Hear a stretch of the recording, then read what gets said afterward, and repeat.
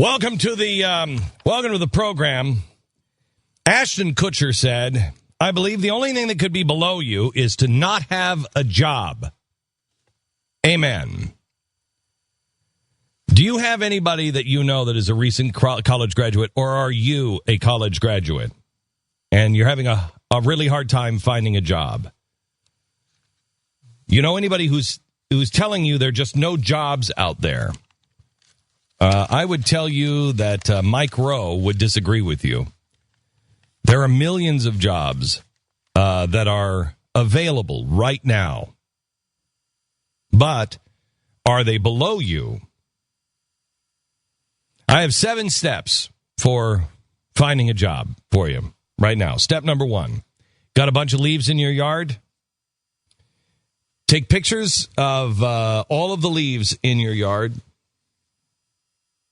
Or maybe if you don't have a yard, go find someplace else. Go find a park if you have to. Find somebody in your neighborhood that has a whole bunch of leaves. Take a picture of all the leaves. And then go find a rake. And rake all the leaves. I mean, every single leaf. Do the best job of raking you've ever seen anybody do. I mean, every single leaf. And bag it. Make it into an art. Find your joy in raking those leaves. Take all the pictures of how bad it is. Find the worst lawn you can possibly find. And take all the pictures of before and then do the best job you possibly can and show all of the pictures afterwards. Then post those photos on Facebook and tweet them with the following caption. I will do the best job of raking leaves you've ever seen. Reply, and I'll quote you a rate. If you don't want to do that on Facebook or Twitter, just take the pictures of what you do and what you've done and go door to door and say, I'm going to give you a great rate because I got to work. I can't sit around all day. It's driving me out of my mind. Every day, when you leave your house, step number 6. You leave your home to rake leaves, and you say this to yourself, I'm going to do the very best job I possibly can. Step 7, return home after you're finished and ask yourself, did I do my very best? That's it. Could be raking leaves, it could be anything, but leaves is where I would suggest you start today. Step number 1, you find a leafless yard. 2, go find a rake. 3, take pictures before and after you've raked. Step 4, post the pictures. Step 5, put them in a flyer and take them around your neighborhood. Step 6, tell yourself every day, I'm going to do the very best. Step 7, ask yourself at the end of the day, did I do the very best? Can I do better tomorrow? And watch what happens. Every journey begins with the first step. And I'm telling you, hard workers are hard to find. People who are dedicated, people who will do any job. It is hard to find them. Everybody has some sort of an elitist attitude. Everybody has this attitude of that job is beneath me. No job is beneath you. No job is beneath you.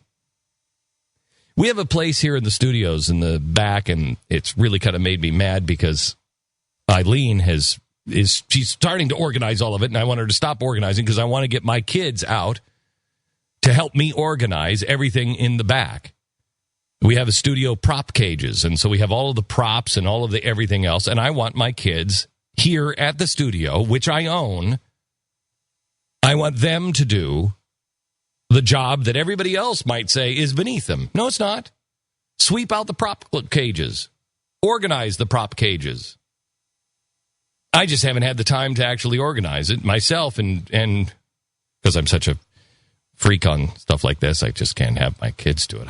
I have specific ideas on how it should be. Anyway, it all starts with hard work.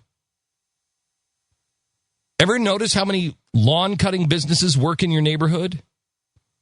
Ever notice how many different snowplow services there are? Have your son or daughter, or you, if it's you, contact one of them that seem to do the best work.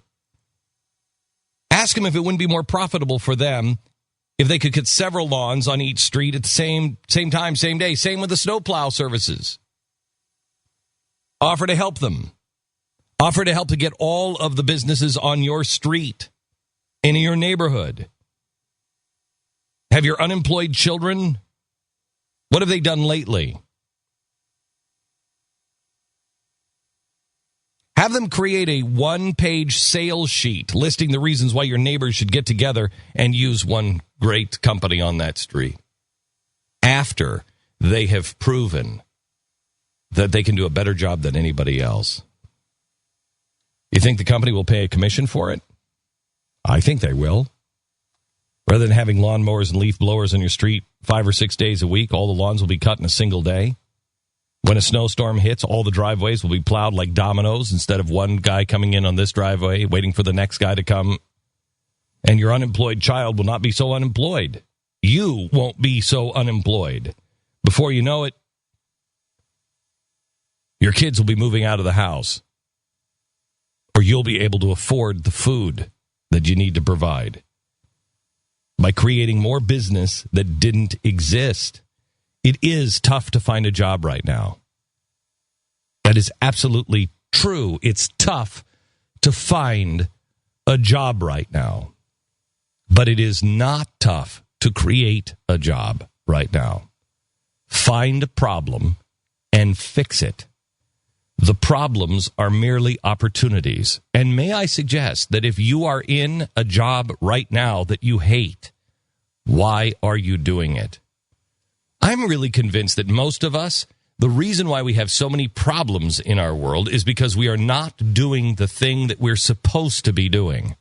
I'm really not sure if this is the job I'm supposed to be doing. I struggle with it every day. I don't know exactly what I'm supposed to do.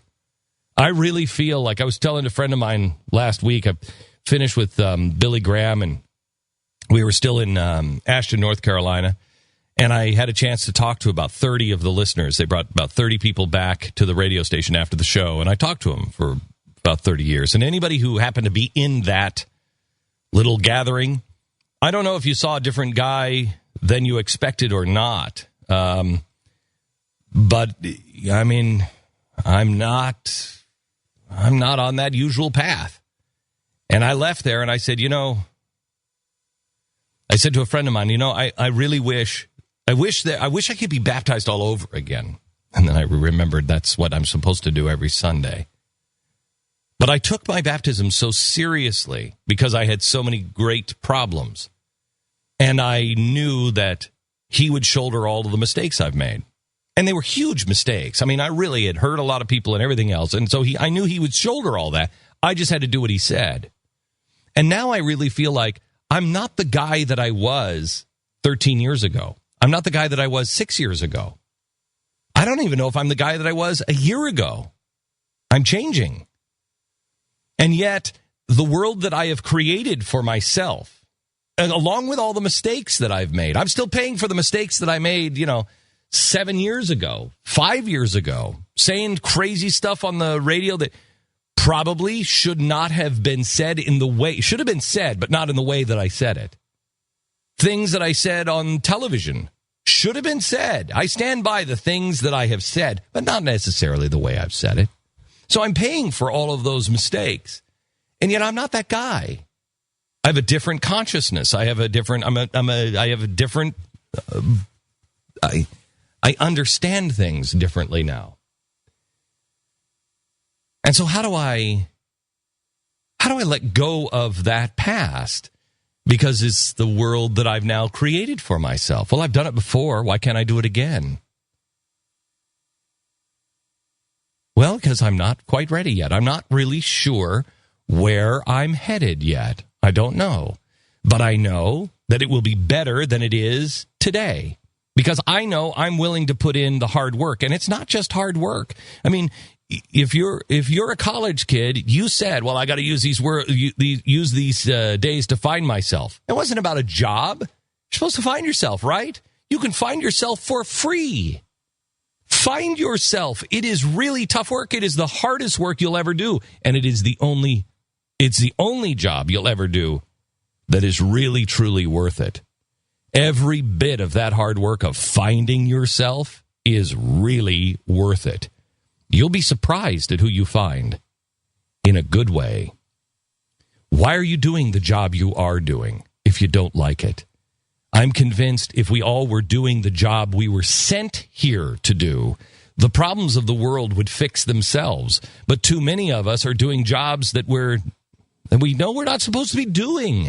It's not what we love. How many people do you know that are working really crappy jobs that they hate, and then they go home on the weekend and they create a beautiful piece of furniture? That's what's in you, man. That's what's in you. Well, I can't find a way to make money. Well, the world is changing. The world is changing. This is why technology can be our friend. It will be our worst nightmare or our best friend, just like everything else. Because you no longer have to have somebody find your beautiful furniture and then pick it up in a store and then carry it. And you don't have to do that. You can do it yourself now with the internet. I go back to the guy who was on the marketplace, who was the guy with Slotco. 4 years ago, the guy said, I lost my job. I've been making these toys for my kids. I've been making them for the neighbor kids and my grandkids, and I love it. And I think there's something to this. He lost his job, started making a bunch. Happened to write me. And please don't do this, because please don't do this. I'm not suggesting that you write to me with your great idea. I'm just saying this is how it happened with this guy.